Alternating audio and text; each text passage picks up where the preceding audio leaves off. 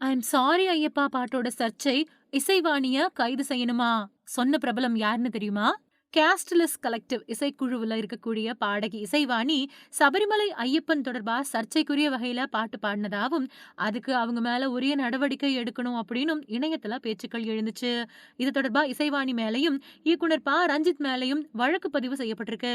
இந்த நிலையில இயக்குனர் மோகன்ஜி இசைவாணிய கைது செய்யணும் அப்படின்னு சொல்லியிருக்காரு.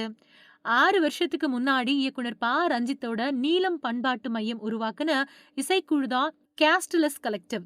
இந்த இசைக்குழு கானா பாடல்கள் மூலமா சமூகத்துல இருக்கக்கூடிய ஏற்றத்தாழ்வையும், பிரிவினைவாதத்தையும், மக்கள் அடிப்படை உரிமைகளை, குறிப்பா உழைக்கிற மக்களோட வாழ்க்கைய கானா பாடல்களா பாடுறத வாடிக்கையா வச்சிருக்காங்க.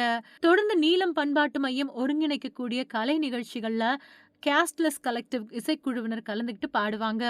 இவங்களோட பாடல்களுக்கு மக்கள் மத்தியில ரொம்ப பெரிய வரவேற்பு கிடைச்சது. அது மட்டும் இல்லாம இவங்களோட கானா பாடல்கள் மூலமா மாநில உரிமைகளை பேசினதுனால இவங்க ரொம்பவே சீக்கிரமா மக்கள் மத்தியில பிரபலமாயிட்டாங்க. இப்படியான நிலையில 5 வருஷத்துக்கு முன்னாடி சபரிமலை ஐயப்பன் கோவில்ல பெண்களை அனுமதிக்கணும் அப்படிங்கிற கோரிக்கை எழுந்தப்போ சபரிமலை தேவஸ்தானம் தரப்புல மறுப்பு தெரிவிக்கப்பட்டுச்சு. இது ரொம்ப பெரிய போராட்டமா கேரளாவுல நடந்துச்சு. தமிழ்நாட்டில இருந்தும் இந்த போராட்டத்துக்கு ஆதரவு கிடைச்சது. அதோட ஒரு வடிவம் தான் இசைவாணி பாடின ஐ எம் சாரி ஐயப்பா, நான் உள்ள வந்தா என்ன தப்பா அப்படின்னு ஆரம்பிக்கிற பாட்டு. இந்த பாடல் ஆண்களை விட பெண்கள் மத்தியில ரொம்ப பெரிய வரவேற்பு பெற்றது.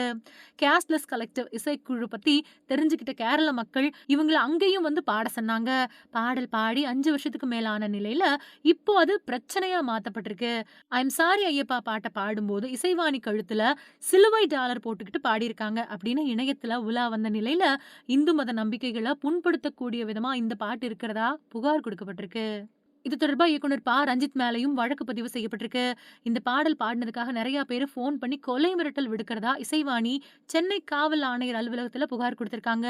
இந்த நிலையில மோகன்ஜி தன்னோட எக்ஸ் பக்கத்துல ஐயப்பனுக்கு ஆண் பக்தர்களை விட பெண் பக்தர்கள் தான் அதிகம். இது புரியாம இயேசுவை ஒரு பக்கம் ஆதரிக்கிறது, இன்னொரு பக்கம் ஐயப்பன் கோயிலுக்கு போகக்கூடிய பக்தர்களோட நம்பிக்கையை கேவலப்படுத்துறது, இப்படி மத பிரிவினவாதத்தை தூண்டிவிடக்கூடிய பாடல் பாடக்கூடிய மார்கழி மக்கள் இசை பாடகி இசைவாணிய கைது செய்யணும் அப்படின்னு பதிவிட்டிருக்காரு.